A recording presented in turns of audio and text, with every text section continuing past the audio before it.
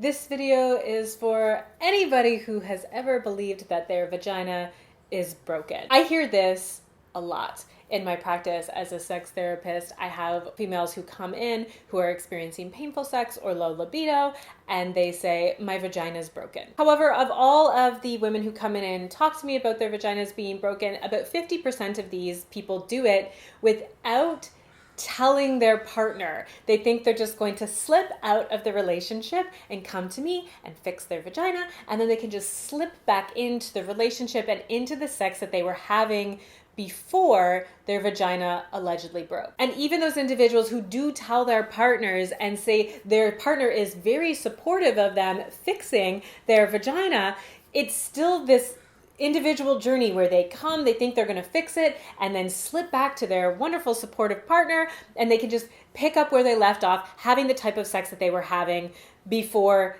the vagina broke. Your vagina is not broken. Your vagina is talking to you, telling you that the sex that you are having is not okay and it needs to change. Growth is needed. Evolution of your relationship and of the sex that you are having is needed. And you and your pussy have the power to guide that journey. So your vagina is just being very wise. It's trying to tell you that there's something better out there for you, but instead we label it as broken. And why does this happen? Typically, the sex that we have is very male-centric, which means it follows the male timeline of I get aroused, I have an orgasm, and then I am not aroused anymore. The female body does not arouse like that. The male body also does not have to arouse like that. But we see it so much in movies and in porn that this is the script, that if our vagina doesn't follow that script, we're like, what's wrong with her? She's broken. She's not. She's better than that script. And so are you. One of the things I hear the most, though, that really gets into people's heads is that it always used to be fine, Kendra.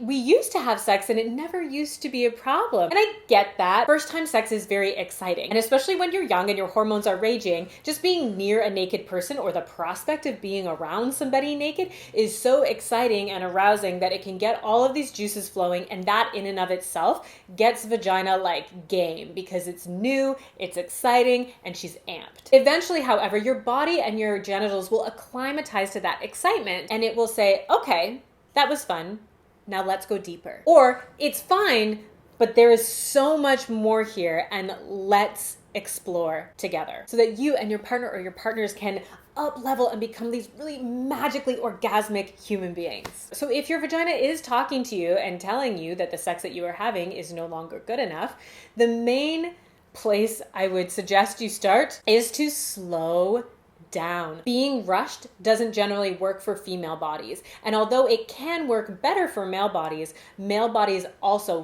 really benefit from slowing down. My best book recommendation for those of you who are feeling intrigued and want to get going with this but are not quite sure where to start, Slow Sex. It's actually a book. It's a wonderful book. I will attach the link below, and it talks about the benefits for female bodies as well as for male bodies in really slowing down and becoming mindful in the way that we connect sexually with one another. The truth is, you don't get over painful sex or low libido without changing the way that you have and think about sex. I do want to say that yes, if you are struggling with painful sex or low libido, there is a lot that you can do on your own, but I don't see that as fixing your vagina. I see that as rising to her challenge. And if you would like some help in getting her to rise to that challenge, you can certainly come and see me. I've attached my email below if you'd like to reach out to me in my private practice. But just know that although there is a lot you can do by yourself, at some point you are going to have to ask your partner to join you on this journey. Not just support you on your journey, but actually become an active